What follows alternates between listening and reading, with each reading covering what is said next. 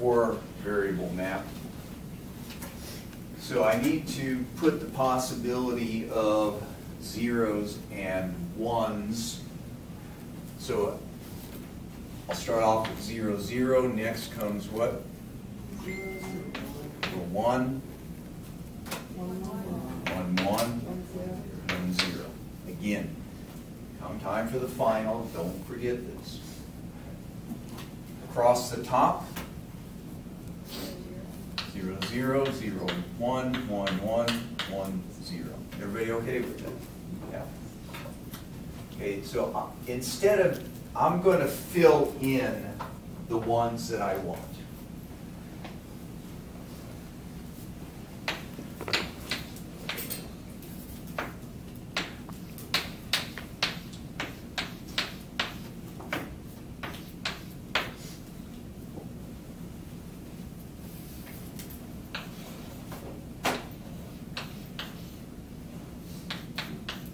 So my minimum sum of product solution.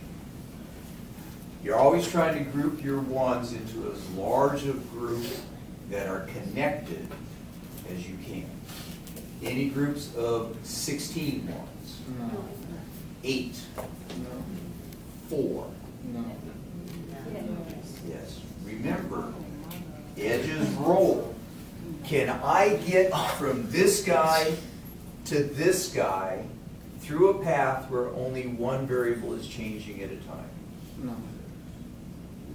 Yes, I can.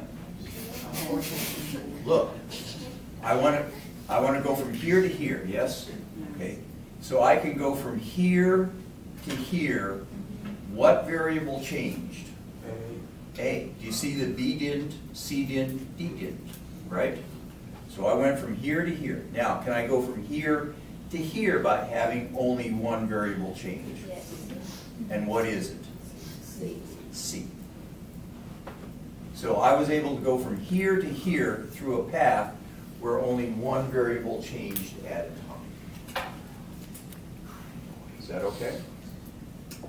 So I can put these corners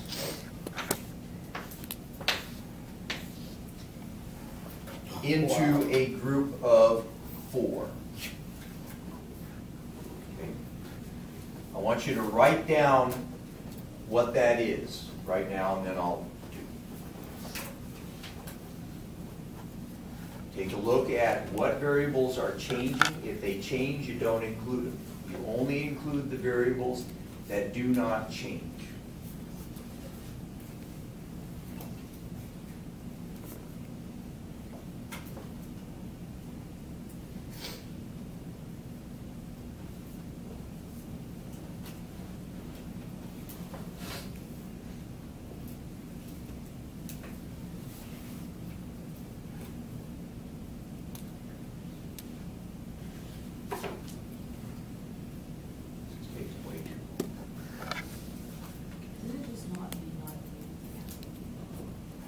Everybody think they got an answer?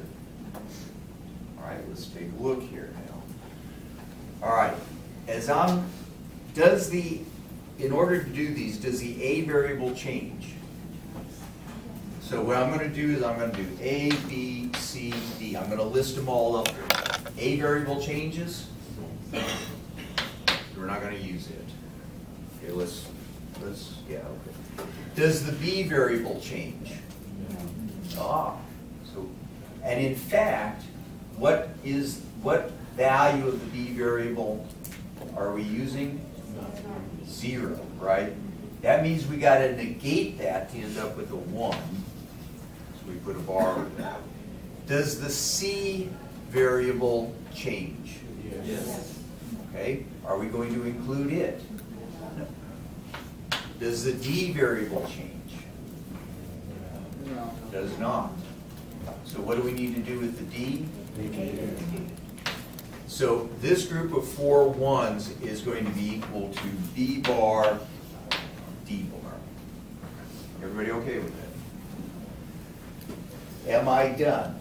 No. Why not? I got another 1 to cover. You can cover ones multiple times if it helps you out. but you have to cover them at least once. So what do I want to do with this guy here? I can put it into a larger group, right? I can put it into a group of 2. So I will do that guy there. Okay. So for that group of 2, how many variables am I going to have? 3 variables. What variable is changing? As I go from here to here, what variable changes? D. So I'm not going to include it. The variables that don't change are A, B, C, but you see I have to negate those in order to make it. So if the only variable that was changing was still D, but A, B, and C were equal to 1, would we not negate them anymore? That would be these 4 guys, I think. Maybe not, I'll have. So let's come up with another math here.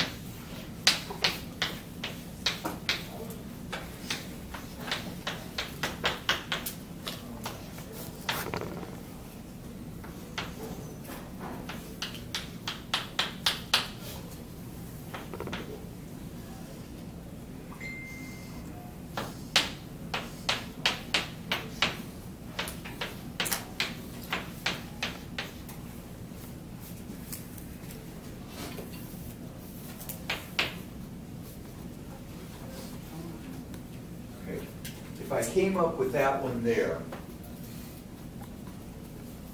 you see there are, what, 10 ones in that mess? Do I have a group of 16 ones?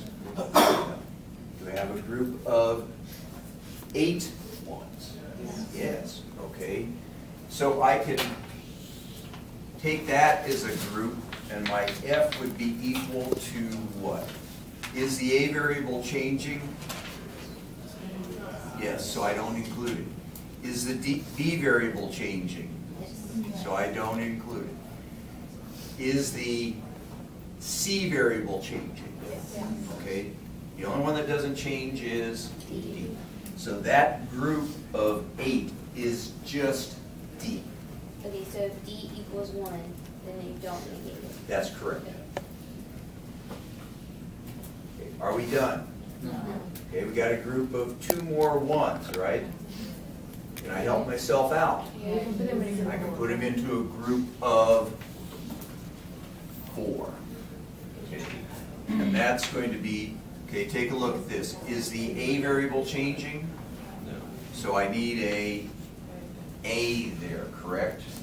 Because A is a 1. Don't need B. How about over here now, is D changing? Yes. Okay, we don't need it, but we need a C, and C happens to be.